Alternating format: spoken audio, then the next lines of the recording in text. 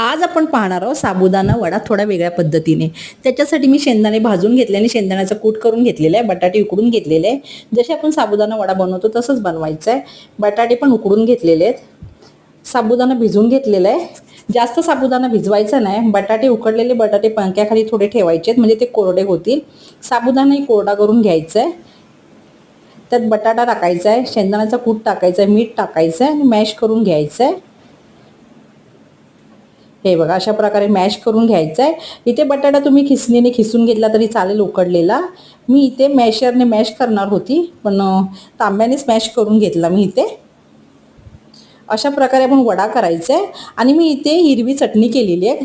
चटणी पण कोरडी आपण हिरवी चटणी करतो सँडविचला वगैरे, तशी करायची। नाही तर लाल चटणी असेल तुमच्याकडे ती लाल चटणी घ्या। एक कटोरी अशी बनवा साबुदाणाची, जे आपण साबुदाण्याचे बॅटर तयार केले त्याची अशी कटोरी तयार करा, त्यात मध्ये चटणी भरा आणि वडा तळून घ्या। हे बघा अशा प्रकारे। चटणीला पाणी जास्त टाकायचं नाही, चटणी सुकीच करायची आपल्याला, नाही तर ती पातळ होईल। अशा प्रकारे मी वडे तळून घेतले। साबुदाण्याचं जे आपण वड्याचं पीठ बनवतो ते कोरडं बनवायचं, जास्त पातळ नाही करायचं आहे।